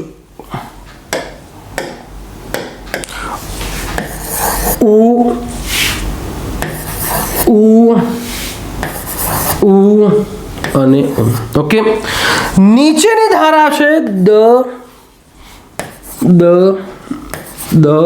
અને દ. હવે કશું જ નહીં, ઉત્તર વિષુવવૃત્તીય પ્રવાહ સમજો. ઉત્તર વિષુવવૃત્તીય પ્રવાહ, ઉત્તર વિષુવવૃત્તીય પ્રવાહ, ઉત્તર વિષુવવૃત્તીય પ્રવાહ, ઉત્તર વિષુવવૃત્તીય પ્રવાહ, બરાબર ને? વિપરીત વિષુવવૃત્તીય ધારા છેલ્લે સમજાવું છું, બરાબર? એક થોડોક ફેક્ટર છે, એક મુદ્દો જશે નહીં, પણ અત્યારે હું સમજાવું એ તમે તમારી રીતે દોરતા જજો. નીચે દક્ષિણ વિષુવવૃત્તીય પ્રવાહ, દક્ષિણ વિષુવવૃત્તીય પ્રવાહ, દક્ષિણ વિષુવવૃત્તીય પ્રવાહ. હવે કેમ ઉત્પન્ન થાય છે? તો ધેટ ઇઝ રીઝન, વ્યાપારિક પવનોના કારણે, સન્માર્ગી પવનોના કારણે, કોઈ પ્રચલિત પવન, આ વ્યાપારિક પવનો સમુદ્ર ઉપર વાય છે ત્યારે પાણીને ઘર્ષણ કરે છે અને એ ઘર્ષણના કારણે પાણીને પોતાની દિશા તરફ પ્રવાહિત કરે છે અને એ પ્રવાહિત થાય છે એટલે ધારાના રૂપમાં બની જાય છે, બરાબર ને? તમારે માનો કે પવનો વ્યાપારિક વાય છે, એમાં ધારા છે ને થાય છે યાર. તો એ ઘર્ષણ, એ પ્રચલિત પવનો જવાબદાર છે. એ પ્રચલિત પવનો એને ઇફેક્ટ આપે છે, વિષુવવૃત્ત ઉપર એ ધારાઓ બનાવે છે, વિષુવવૃત્ત ઉપર ધારાઓનું નિર્માણ કરી દે છે, બરાબર ને? તો એના પ્રચલિત પવનો કરે છે. તો પહેલું કામ તમારે તમારા નકશામાં શું કર્યું છે? તો તમે એક એવી ધારા બનાવી દીધી છે કે જે ત્રણેય સમુદ્રમાં છે, બને જેમ. પણ આપણે શું ઇન્ડિકેટર કર્યું? તો ઉત્તર વિષુવવૃત્તીય પ્રવાહ, ઉત્તર વિષુવવૃત્તીય પ્રવાહ, ઉત્તર વિષુવવૃત્તીય પ્રવાહ અને ઉત્તર વિષુવવૃત્તીય પ્રવાહ, બરાબર ને? ઓકે, અહીંયા દક્ષિણ વિષુવવૃત્તીય પ્રવાહ, દક્ષિણ વિષુવવૃત્તીય પ્રવાહ, દક્ષિણ વિષુવવૃત્તીય પ્રવાહ અને દક્ષિણ વિષુવવૃત્તીય પ્રવાહ. આટલું આવડે કે ના આવડે? આટલું તમારા મેપમાં. મિત્રો મેપ ના હોય તો વિડીયો બંધ કરી દેવાનું, બીજા દર મેપની પ્રિન્ટ કઢાઈ લાવવાની, બરાબર ને? પછી જ જોવાનું. મજા નથી કે એક વખત તમે મારી સાથે કરો ને તાકાત નથી કે તમને ના આવડે તો પછી મૂકી દેવાનો આ ધંધા, બરાબર ને? શ્યોરિટી સાથે આવડી જાય, પરસેવો એમને એમ નથી આવતો, બરાબર ને? અહીંયા 5 વાર વાંચું, 25 વાર વિચારું, કઈ રીતના આગળ વધીને, કઈ રીતના રૂપરેખા બને, કઈ રીતના જઈને, કઈ રીતના બાટલી ઉતાર દે. મિત્રો એક વસ્તુ યાદ રાખજો કે teachers are born not a made. હું શિક્ષક છું. જે મુદ્દો મને આવડ્યો ને એ મુદ્દો તમને હું શીખવાડી દે, આ બાટલી મુતાડી જ દે. જે દાર જો ગણિત આવડે ને તો એવો ગણિત પછી એવો અઘરો વિષય નહીં રહે. પણ અહીંયા ગણિત ઉતરતું નહીં, પણ જે દાર જો પ્રયત્ન કર્યો, ભૂલે ચૂકે ઉતર્યું ગણિત, તો પછી એ ચક્રીય પદાવલી નહીં ચાલે. પછી હાવ દે ઠોઠ છોકરાને આવડી જાય, તાકાત છે એની, મજાલ છે, બરાબર ને. તો મજા જ એની છે. ટીચર્સ કોને કહેવાય? તમને આવડે, તમે સમજાવી શકો એ, બરાબર ને. ઓકે, ચલો આગળ વધીએ છીએ આપણે. હવે આ નામ આપણે જતા રહીએ. પ્રચલિત પવનનું કામ આપણું પૂરું થઈ ગયું છે. હવે આપણે સમજવાનું છે તાપમાનમાં ભિન્નતા. હવે તાપમાનમાં ભિન્નતા કઈ રીતે દરિયાઈ મોજા ઉત્પન્ન કરે છે સમજવાનું છે. ટૂંકમાં આપણે ફાયદો શું થયો કે આ પ્રચલિત પવનોને આપણે સમજતા આનો એક મુદ્દો પણ સમજી લીધો. શેનો મુદ્દો સમજી લીધો? તો જે આ જે ચર્ચા કરવાની છે એ ધારાઓની, ત્રણેય મહાસાગરમાં મેં ગરમ ધારાઓ બનાવી પણ દીધી. કેમ? તો મને કહો, પ્રશાંત મહાસાગરમાં તો ઉત્તર વિષુવવૃત્તીય ધારા બની ચૂકી છે, એટલાન્ટિક મહાસાગરમાં પણ ઉત્તર વિષુવવૃત્તીય ધારા બની ચૂકી છે, હિન્દ મહાસાગરમાં પણ ઉત્તર વિષુવવૃત્તીય ધારા બની ચૂકી છે. એ ફાયદો જ. મેં કીધું બધું જ ઇન્ટરલિંકિંગ થશે. ક્યારેક અક્ષાંશ રેખાંશ પર જતો રહીશ, ક્યારેક આબોહવા પર જતો રહીશ. મારે ભૌતિક ભૂગોળ અને મજાનો વિષય છે. તમને સાચું ના કહું, જો મને કોઈ એમ પૂછે કે સાહેબ તમારે ફેકલ્ટી તરીકે લેક્ચર લેવાના છે ભૂગોળમાં અને તમને થોડોક પોઝન, તમારે જો ટાઈમ નથી, તમે હું આસ્તન ભૌતિક ભૂગોળ લઈ લઉં અને હું કહું તમામ કોઈ ફેકલ્ટી ના થાય મન બોલાવી લેજો, કારણ કે મારે બધું મોઢે છે. સાયકલ આવડી જાય પછી 25 વર્ષે સાયકલ ઉપર બેસીને તો એ સાયકલ આવડે જ છે, ભૂલાતી નહીં. સમજવાનું છે, બરાબર ને. સમજી ગયા પછી મજા છે. અહીંથી ફેરવો ને ફરવાનો, બરાબર ને. ઓકે, હવે તાપમાન. હવે સીધો સાદો ધોરણ 6 કે 7માં આપણા સાહેબ કહેતા હતા કે 2 રેલવેના પાટા વચ્ચે જગ્યા રાખવામાં આવે છે. એટલે આવું છે. પછી વખતે કહેતા સાહેબ કોઈ પણ પદાર્થ ગરમી આપતા વિસ્તૃત થાય છે અને એ જ પદાર્થ ઠંડીમાં સંકોચાય છે. વિજ્ઞાનમાં ભણાવતા હતા કે નહીં? તો એ અહીંયા ઇફેક્ટ છે. સમજાવું તમને, સમજો. દરિયાનું પાણી વાદળી બનાવો. ઓકે, માની લઈએ કે અહીંયા વધુ તાપમાન છે અને અહીંયા ઓછું છે. માની લઈએ એવું જ તમને 3 કટિબંધોમાં થાય કે ભાઈ ઉષ્ણ કટિબંધમાં વધુ હશે, સમશીતોષ્ણ કટિબંધમાં ઓછું હશે અને શીત કટિબંધમાં સાવદે ઓછું છે. એ જ ઇફેક્ટ કટિબંધો કેવી રીતે કરે છે સમજી લઈએ. તાપમાન વધુ છે એટલે કે આ પાણીનું વિસ્તરણ થવાનું, અને આ પાણીનું વિસ્તરણ થશે એટલે પાણીની સપાટી ઉપર આવવાની, વિસ્તરશે પાણી, બરાબર. ઓકે, અને આ પાણી તાપમાન ઊંચું એટલે સંકોચાશે, એટલે કે આ સપાટી છે બની શકે છે એવું કે આ ભૂસાઈ જાય, બરાબર ને. અને આટલું જ રહે. હવે ઓબ્વિયસલી છે કે હવે એક ઢાળનું નિર્માણ થઈ ચૂક્યું છે તાપમાનના કારણે, બરાબર ને. તો આ પૈથી ધારા આ બાજુ પ્રવાહ થશે અને ત્યાં સુધી પ્રવાહ ચાલુ જ રહેશે કે જ્યાં સુધી તાપમાન મેચ નહીં થઈ જાય. સમજો છો? મેં તમને કીધું કે પૃથ્વીની ધારાઓ, સમુદ્રની ધારાઓ પૃથ્વી પર તાપમાન સંતુલિત રાખે છે. તો આ ધારાઓ ચાલુ થઈ જાય. ધારાઓ તો યાદ રાખજો કે ઉષ્ણ કટિબંધથી શીતોષ્ણ, ધ્રુવ કહેવાય કે વિષુવવૃત્તથી ધ્રુવો તરફ અને ધ્રુવોથી વિષુવવૃત્ત તરફ જે ધારાઓ તાપમાનના ડિફરન્ટના કારણે બને છે એ તાપમાન એના માટે ઇફેક્ટેબલ છે મિત્રો. તાપમાનથી ધારાઓનું નિર્માણ થાય છે, ધારાઓ બને છે. મેં તમને કીધું ને કે એ જ્યાં વધુ તાપમાન હશે ત્યાં એ પાણી વિસ્તરણ થવાનું. તમે કહો છે પાણીમાં મિત્રો બધે જ લાગુ પડે નિયમો, એ તમને જોઈ નથી શકતા. બરાબર ને? પણ તમને ધારાઓમાંથી સમજાઈ જાય છે કે ભાઈ અહીંથી અહીં છે, બરાબર ને? ઓકે, કેવી કેવી ઇફેક્ટ છે હું તમને સમજાવીશ નિષ્કર્ષમાં. તમે કહેશો કે સાહેબ સલામ છે, સેલ્યુટ છે, ભલે પરીક્ષામાં પાસ થઈએ કે ના થઈએ 2 નંબરની વાત છે, પણ હૃદય તો એવું કહે છે કે હવે હું સમજીને બેઠો છું, બરાબર ને? ઓકે, તો આપણે સમજી ચૂક્યા છે. કયું સમજી ચૂક્યા છે? અરે યાર શું જેટલા જતું રહ્યો. તો એક તાપમાન આપણે સમજી લીધું. બહુ ઝાઝું લખવાની જરૂર નથી મિત્રો, હવે એને સમજવાનું છે. હવે આપણે ક્ષારતા, સેલિનિટી શું કહે છે, ક્ષારતા શું કહે છે સમજાવું. હવે સેમ ટુ સેમ બધામાં હરખું જ છે. જો કોઈ દરિયાનું પાણી છે, અરે દરિયાનું પાણી શું કરવા, તમને ઉદાહરણ આપીને જ બતાવું. આ ભૂમધ્ય સાગર છે અને આ એટલાન્ટિક સાગર છે. અગાઉના લેક્ચરમાં આપ સમજી ચૂક્યા છો કે ભૂમધ્ય સાગરમાં ક્ષારતા વધુ છે, બરાબર? ઓકે, અને અહીંયા ઓછી છે. હવે સમજો, હવે હું તમને સમજાવું, સમજો.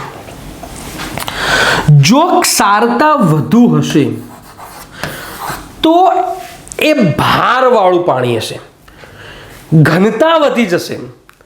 સમજી ગયા ને? ભાર વધતા ઘનતા વધે. પૃથ્વીની કહેવાય કે પૃથ્વીની આંતરિક સંરચના સમજ્યું, જેમ જેમ નીચે જઈએ તેમ તેમ પૃથ્વીની ઘનતા વધતી જાય છે. સમજો છો ને? તો જે માની લઈએ કે આ 2 સમુદ્ર છે, માની આ 2, સમજો. અહીંયા ક્ષાર વધુ, તો જ્યાં ક્ષાર વધુ હશે ત્યાં પાણીની સપાટી નીચી દબાય, ભાર હશે તો દબાશે, અને જ્યાં ક્ષાર ઓછો હશે ત્યાં પાણીની સપાટી ઊંચી જશે, અને આ પાણીમાંથી એક ધારા ઉત્પન્ન થશે. આ ધારા આમ જ હશે, બરાબર? અને જે અહીંયા ધારા જે લખે એવું નહીં રહે કે પાણી ધાર જ રાખે, અહીંથી પાણી અહીંયા આવી જશે, ઓછી ક્ષારતાવાળું નીચેથી આખું ચક્ર બનશે, અને એક બેલેન્સ કરવાનો પ્રયત્ન કરશે. શું થશે? પ્રયત્ન. પણ આ જે ધારા ઉત્પન્ન થઈ એના માટે શું જવાબદાર છે? તો ક્ષારતા જવાબદાર છે. ક્ષારતા અહીંયા વધુ હતી એટલે એની ઘનતા વધી, એની ભાર વધી, એટલે પાણી નીચું હતું. અહીંયા ક્ષારતા ઓછી હતી એટલે એની ઘનતા ઓછી હતી, પાણીની સપાટી ઊંચી હતી, અને સપાટીમાં જ્યારે ફેર પડે છે એટલે ઢાર બની જાય છે, અને પછી જે ઢારવાળી જગ્યાએ પાણીની ધારાઓ જાય છે, અને એ ધારાઓ વહે છે, બરાબર ને? આ કોઈ છોકરી વાત નહીં કરતો, ધારા સમુદ્રની ધારાઓ કહેવાય. અને મિત્રો તમે જુઓ, ક્યાંય પીપીટી નથી, ક્યાંય કોઈ જગ્યાએ કોઈ કશું લખેલું નથી, બધું મોઢે આવે છે. લખેલું હોય તો તમને સમજી જાય કે સાહેબ ક્યાંકથી જોઈને બોલે છે, બરાબર? અને જોઈને બોલે તો તમે વિડીયો જોવાની મજા આવે ના મજા આવે, બરાબર ને? ઓકે, ચલો આગળ વધીએ છીએ ક્ષારતામાં. પછી મિત્રો વાષ્પીકરણ, વેપરેશન. હવે તમને એક ઉદાહરણ આપીને સમજાવું છું. મારે તમને ઉદાહરણ આપવા પડે છે. એક પેટ્રોલ લેવાનું, લેતા ને આ કરતા નહીં હો, આ કરતા નહીં, સમજવા માટે જ છે. નહીં તમે પાછા કરશો, સમજો. તો શું છે? એ પેટ્રોલને એક ગ્લાસમાં છલોછલ ભરી દેવાનું. એવો જ એક 96 રૂપિયાની વાત ચાલે પેટ્રોલની, બરાબર ને? બીજો ગ્લાસ ભરી દેવાનો. હવે એક ગ્લાસને આ સવારની કહું દઉં, આ સવારે કરવાનું એટલે તમને ખબર પડી જાય ધારા છે એવી રીતે વાષ્પીકરણ કરે. મારે તમને સમજાવું છે ને, સમજી. આને ઘરમાં રાખવાનું, ઘર, અને આને ધાબા ઉપર મૂકી આવવાનું. હવે શું થાય? તો આનું વાષ્પીકરણ વધુ થાય કે ના થાય? ધાબા ઉપર ખુલ્લું હોય તો વાષ્પીકરણ વધુ થાય એટલે પાણી ઉપર જતું રહે, તો પાલો ખાલી થાય કે ના થાય? આનું ઓછું થાય, એવું નથી કહેતું નહીં થાય, પણ ઓછું થાય, ઓછું ખાલી થશે. અને જેવું આવું થશે એટલે એક ઢાળ બનશે, અને ઢાળ બનશે એટલે ઉત્પન્ન થશે સમુદ્રની ધારાઓ. મગજમાં બેઠું? તાપમાન ઇફેક્ટ મારી રહ્યું છે અને એ જ છે મિત્રો, તાપમાન જે ઇફેક્ટ મારી રહ્યું છે, ઉષ્ણકટિબંધમાંથી ધારાઓ ઉત્પન્ન થઈને ત્યાં જાય છે અને પેલી ધ્રુવની અહીંયા આવે છે. It's a reason of temperature, બરાબર ને. તાપમાન ઇફેક્ટ મારે છે, વાષ્પીકરણ ઇફેક્ટ મારે છે. તાપમાન સમજાય, વાષ્પીકરણના કારણે પણ સમુદ્રની સપાટીમાં એક ઢાળ ઉત્પન્ન થાય છે અને એ ઢાળ ઉત્પન્ન થવાના કારણે ધારાઓ ઉત્પન્ન થાય છે. સમજી લીધું? વાષ્પીકરણ વધુ થશે તો પાણી નીચું બેસી જશે, વાષ્પીકરણ ઓછું હશે તો પાણી ઊંચું રહેશે. મગજમાં બેસી ગયું? સમજી ગયા? મજા આવી ગઈ? ઓકે, હવે આગળ વધીએ છીએ. પૃથ્વીનું પરિભ્રમણ થોડુંક સમજો મિત્રો. આ થોડુંક છે, એક છે આ દરિયો છે, આ દરિયો છે અને અહીંયા પૃથ્વી છે. હવે બને છે શું? પૃથ્વીની ઝડપ છે ને એ સ્પીડ હોય છે, વધુ હોય છે અને એ સ્પીડ સાથે દરિયાનું પાણી સાજસ્યતા જાળવી શકતું નથી. પૃથ્વી વધુ ફરે છે સ્પીડમાં, જોરદાર, અને પાણી એને સાજસ્યતા જાળવી શકતું નથી. એટલે પાણી કઈ બાજુ જાય છે? પૃથ્વીની વિરુદ્ધ દિશામાં ફરવાનું ચાલુ કરે છે. સમજી ગયા મારી રીતે? જો પૃથ્વી ધીમે ફરતી હોય તો પાણી પૃથ્વીની દિશા તરફ જાય, પરંતુ શું વ્યુત્ક્રમણ બળ ઊભું થાય છે અને એ વ્યુત્ક્રમણ બળના કારણે જે દરિયાની નીચે છે, તટીય પ્રદેશ, એનું ભૂપૃષ્ઠ છે, ત્યાં મિત્રો એ ધારાઓ ઉત્પન્ન થાય છે અને આ ધારાઓ એ ઉત્પન્ન થાય અને પછી ધીરે ધીરે ધીરે એક સર્ક્યુલેશન, અહીંથી પાણી અહીં જાય તો ઉપરનું પાણી અહીં આવવાનું હોય છે. હંમેશા સમુદ્રની સપાટી બેલેન્સ્ડ જ રહેશે, હંમેશા. અને એટલા માટે જ આપણે કોઈ પણ પર્વતની ઊંચાઈ સમુદ્રની સપાટીથી બોલીએ છીએ. મારા ઘરના ધાબાથી નથી બોલતા. હંમેશા જો આ પાણી આ બાદ જશે તો આ પાણી અહીં આવવાનું જ છે. કારણ કે અને તમે જો જૂના લોકો હતા ને મિત્રો, બહુ જ જ્ઞાની હતા.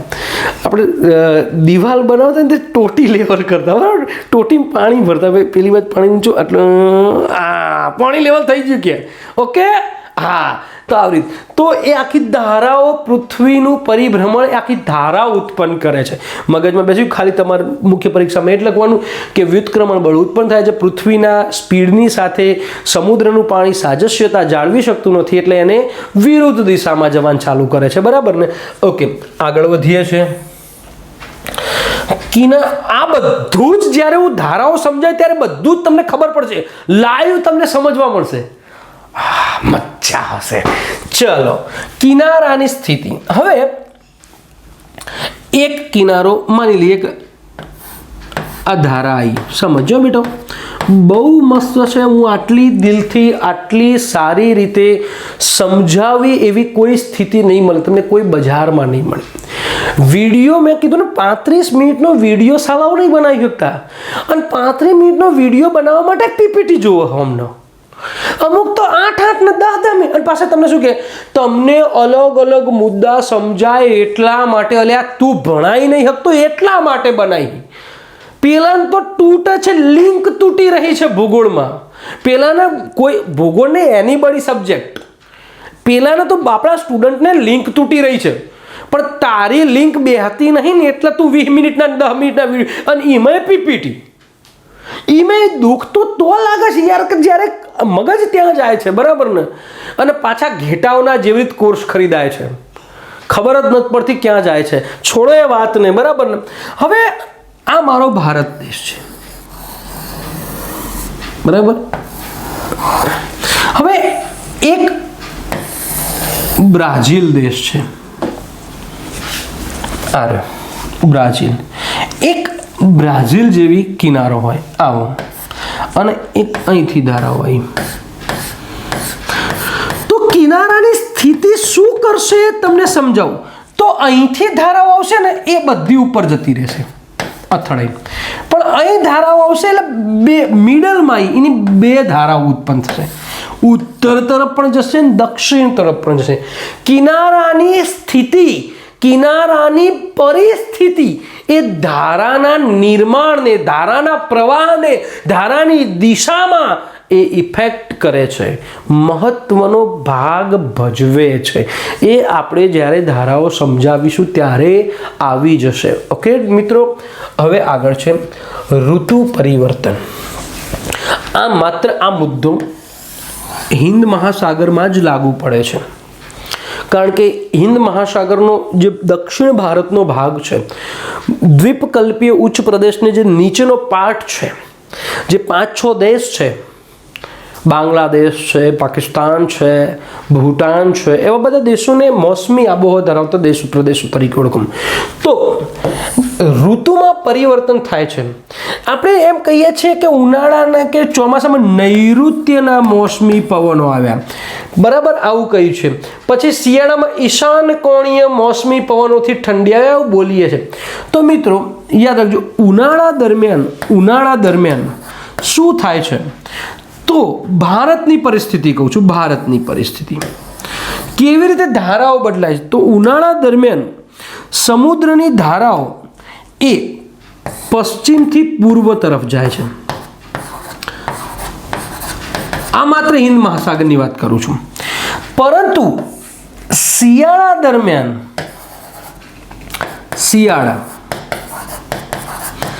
એ ધારાઓ હિન્દ મહાસાગરમાં પૂર્વથી પશ્ચિમ આવે છે. અને આવી રીતે પણ ઋતુ પરિવર્તન, ઋતુમાં થયેલું ચેન્જિંગ એ ધારાના નિર્માણ માટે, એ ધારા બનવા માટે એ જવાબદાર પરિબળ બની જાય છે. મગજમાં બેસે છે, હું બોલું છું મિત્રો, એકદમ શાંતિથી મસ્ત રીતે દિલથી. એવું લાગે તો 2 વખત સમજજો, 2 વખત બુદ્ધિનો ઉપયોગ કરજો. કશું અઘરું નથી, તમે જાતે અઘરું બનાવો તો. નહીં તો અઘરું નથી ને નથી જ મિત્રો. એવો કોઈ તોપ મારો નથી ચાલતો, બરાબર ને? તો આવી પરિસ્થિતિ. તો અહીંથી આપણને એટલું તો જાણવા મળ્યું છે કે જ્યારે પણ હું હિન્દ મહાસાગરની ધારાઓ ભણીશ ત્યારે મારે એ ધારાઓને પણ 2 ભાગમાં વહેંચવી પડશે. ઉનાળાની, અને એ માત્ર ઉત્તર ગોળાર્ધની જ વાત કરું છું, બરાબર? ઉનાળા અને શિયાળા. અને એ કયા ગોળાર્ધમાં? ઉત્તર ગોળાર્ધમાં જ. દક્ષિણ ગોળાર્ધમાં તો પછી મોસમી પવન ઇફેક્ટ બહુ આપતા નથી. સમજો છો ને મારી વાતને? ઓકે, તો એ પણ આપણે સમજવું પડશે, દોરવી પડશે 2 ધારાઓ, બરાબર? એટલે પહેલી જ વસ્તુ, એક બીજી હિન્દ મહાસાગરની 2 કોપી કઢાવજો. અમે દરેકની 3, 4, 5 કઢાવી દઈએ. ભૂલ પડે તો મજા આવે યાર, ભૂલ નહીં પડે તો તમે શીખશો છે એવી રીતના. ઓકે, અને લાસ્ટ જે મેજર પરિબળ છે, જે મહત્વનું પરિબળ છે, એ છે ડેન્સિટી, ઘનતા. ક્ષારતા સમજાવી તો ઘનતા પણ સમજાવી દીધી છે મેં, છતાં પણ તમને સમજાવી દઉં. પહેલું નિયમ, ઘનતા વધુ તો વજન વધુ. ઓકે, આ 2 દરિયા છે, આ વધુ ઘનતાવાળું પાણી છે, ડેન્સિટી, તો એ પાણી નીચે બેસશે. અને આ ઓછી ઘનતાવાળું પાણી છે તો એ પાણીની સપાટી ઊંચી રહેશે. અને આ સપાટીમાં અનબેલેન્સ થશે, એટલે શું થશે કે આ પાણીથી અહીં અને આખું એક ચક્રીય પ્રવાહ ચાલુ થઈ જશે. નિશ્ચિત દિશામાં, નિશ્ચિત જળથી નિશ્ચિત તાપમાનમાં વહેતી પાણીના જથ્થાને શું કહેવાય? ધારા કહેવાય. આખો એક આવું ઘનતાના કારણે, ડેન્સિટીના કારણે આખો એક પ્રવાહનું નિર્માણ થશે, આખો એક જળ ધારા બનશે. તો આઈ હોપ ધેટ કે તમે ધીરે ધીરે બધું સમજી ચૂક્યા છો, પ્રચલિત પવનો તમે સમજી ચૂક્યા છો. અને એના કારણે જ આપણે અહીંયા લાલ કરી દીધું છે. આ પૂછી દઈએ, બરાબર? લાલ કરી દીધું છે પ્રચલિત પવનોના કારણે, બરાબર ને? ઓકે, બીજું તમે સમજી હશે કે ટેમ્પરેચર, તાપમાન વધારો અને ઘટાડો, બરાબર ને? તમે સમજો મિત્રો કે ઘનતા સમજો કે જેવું સમજો, કોઈ ઉનાળા, ધારો કે ઉત્તર ગોળાર્ધમાં 6 મહિનાનો દિવસ ને 6 મહિનાની રાત્રિ હોય, તો જ્યારે દિવસની પરિસ્થિતિ હોય તો ઉપરનો બરફ છે ને, બરફ પીગળવાનો, બરફ શું થવાનો? પીગળી જવાનો.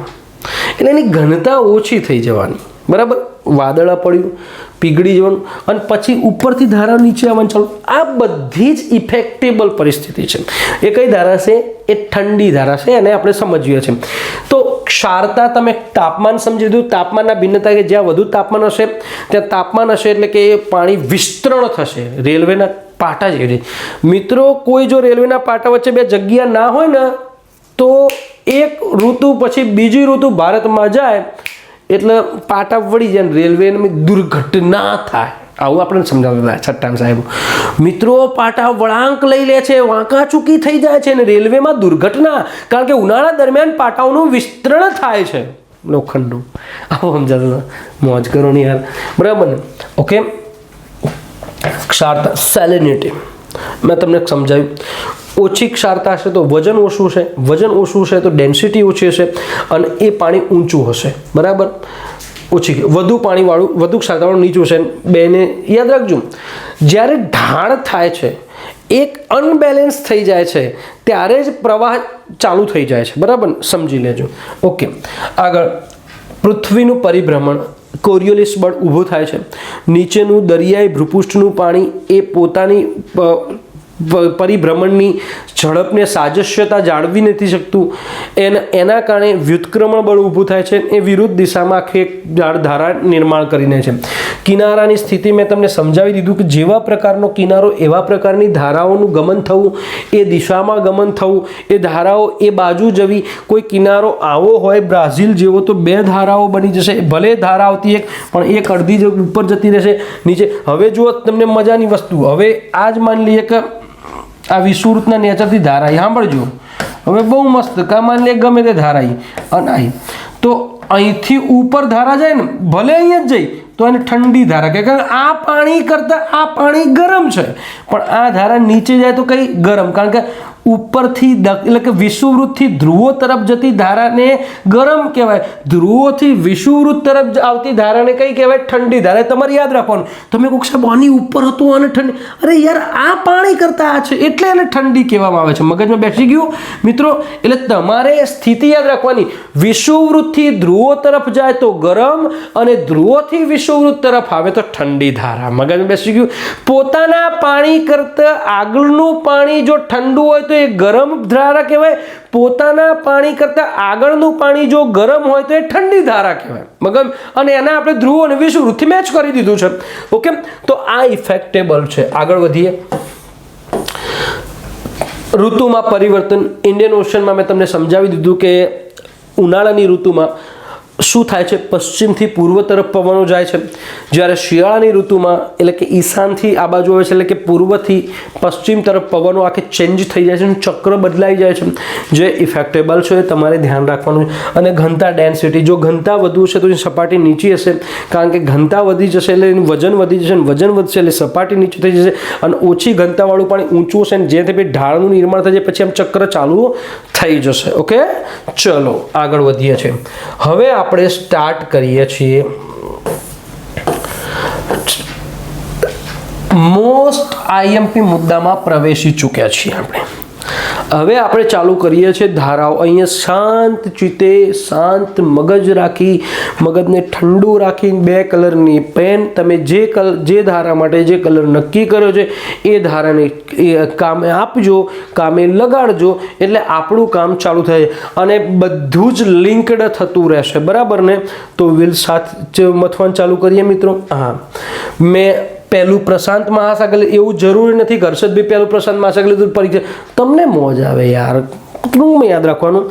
અને એક આખો પ્રશાંત મહાસાગરનો મેં નકશો બી તમારી સામે મૂકી દીધો છે, બરાબર ને? ઓકે, તો અહીંયા સ્ટાર્ટ કરીએ છીએ વન બાય વન.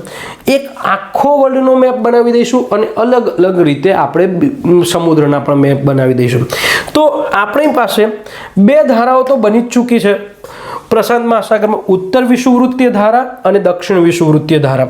તો હું અહીંયા પણ એ ધારાઓ લખી દઉં છું મિત્રો, યાદ રાખજો. હવે તમે મોસ્ટ આઈએમપી તરીકે પહેલાં તો હું એને એ